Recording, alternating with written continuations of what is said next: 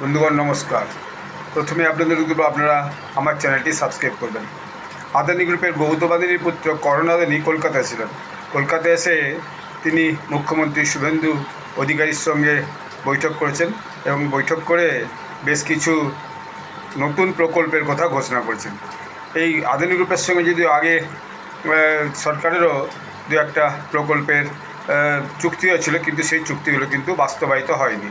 সেটা দুপক্ষেরই বিভিন্ন যে টানাপোড়েনের কারণে বাস্তবায়িত বলে শোনা যায়। এখন মুখ্যমন্ত্রী শুভেন্দু অধিকারী এখন কয়েকটা ব্যাপারে খুব দৃঢ় প্রতিজ্ঞ যে কলকাতা পোর্টটাকে পুনরুজ্জীবন করা হবে, কলকাতা পোর্ট এলাকায় যত অবৈধ নির্মাণ আছে তাকে ভেঙে ফেলা হবে, বেআইনি কারবার বন্ধ করে দেওয়া হবে, বন্দর থেকে যে মাদক পাচার এবং অন্যান্য জিনিসপত্র যে পাচার হতো সেগুলো বন্ধ করা হবে, কাউন্সিলরদের যে গুন্ডামি চলতো বন্দর এলাকায়, যার জন্য বন্দরের কাজকর্ম অনেক সময় খুবই ব্যাঘাত ঘটতো, সেগুলো আর চলবে না, সেগুলো বন্ধ করা হবে। সমস্ত রকমের যে অবৈধ কাজ সেগুলো বন্ধ করা হবে। এটা মুখ্যমন্ত্রী শুভেন্দু অধিকারী নবান্ন থেকে ঘোষণা করে দিয়েছে।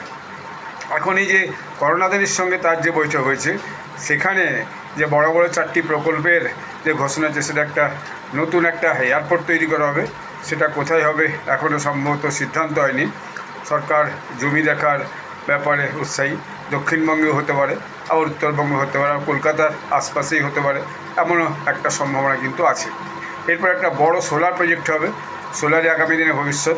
এই বিদ্যুৎ এখন সোলার থেকে উৎপাদন হওয়া একটা বিভিন্ন জায়গাতে খুব বড় কাজকর্ম চলছে, বিশেষ করে রাজস্থান, গুজরাটের ব্যাপক কাজ চলছে এর উপরে। এরপর একটা ইনডেপথ সি পোর্ট হবে, বড় একটা সমুদ্র বন্দর, গভীর সমুদ্র বন্দর, আর একটা ক্যান্সার হসপিটাল হবে। আর এই যে গভীর সমুদ্র বন্দর, এই গভীর সমুদ্র বন্দরটা আগে একটা তাজপুরে হওয়ার কথা আগের সরকার সময় হয়েছিল। এখন দেখা যাচ্ছে তাজপুরে সমুদ্রের গভীরতা কম, অতএব সেখানে সম্ভব হবে না এই গভীর সমুদ্র বন্দর।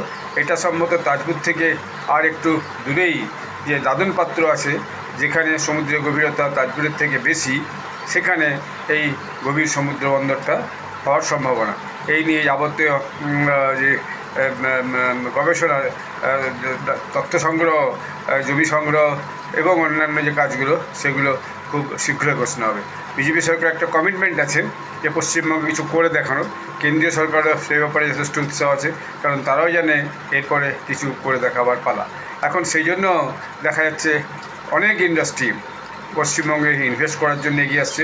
আগামী দিনে পশ্চিমবঙ্গে যথেষ্ট শিল্প সম্ভাবনা আছে। এটা আমি আগের একটা আমার ভিডিওতে বলেছিলাম। আজকে এই যে মিটিংগুলো হলো এবং মুখ্যমন্ত্রী যেভাবে আজকে আগামী দিনে শিল্পের যে প্রসারের কথা ঘোষণা করলেন, এটা তারই প্রমাণ। ধন্যবাদ।